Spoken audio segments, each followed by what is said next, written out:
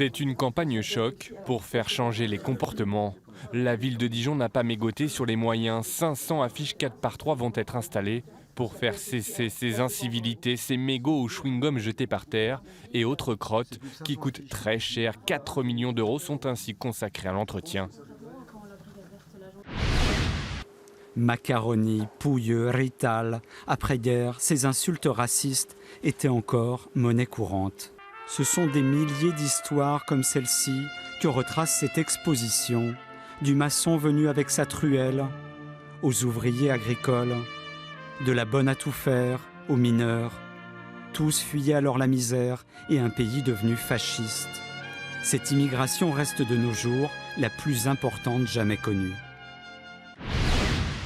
Cette petite languette de plastique est remplie de phéromones femelles qui vont totalement désorienter les papillons mâles. C'est le principe de la confusion sexuelle.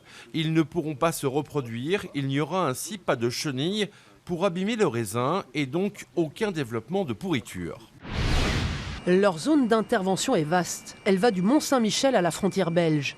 Ils peuvent partir sur des cibles identifiées à l'avance ou en mission de surveillance. Toujours 3 à bord de leur hélicoptère, ils vont alors, de jour comme de nuit, traquer des heures durant navires de commerce, bateaux de pêche, voiliers et même Zodiac au comportement suspect. On peut voir l'attitude d'un navire. Est-ce que les gens sont plutôt sereins? Est-ce que le bateau a tendance à changer de route? Donc tout ça sont des éléments que l'on va prendre en compte et à partir de là, on transmettra l'information. Cette œuvre orne l'une des façades de ce centre de production d'électricité. Beaucoup la connaissent car on l'aperçoit depuis l'autoroute A31. Dans le même temps, en 2011, une autre œuvre était réalisée par un artiste brésilien s'inspirant du penseur de Rodin. L'aventure s'est poursuivie en 2013 avec ce bâtiment destiné au traitement de l'eau. Et pour ce dernier super G de la saison, le soleil et la neige fraîche sont au rendez-vous, les conditions de course optimales.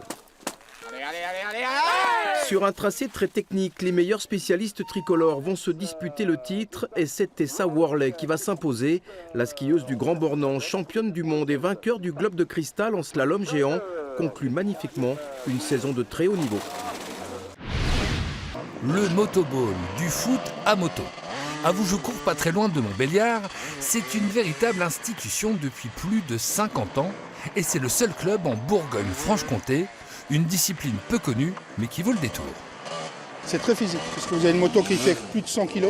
Donc la maîtrise de la puissance, les appuis avec les jambes, tenir la moto, plus le ballon qui est très lourd, frapper dans le ballon.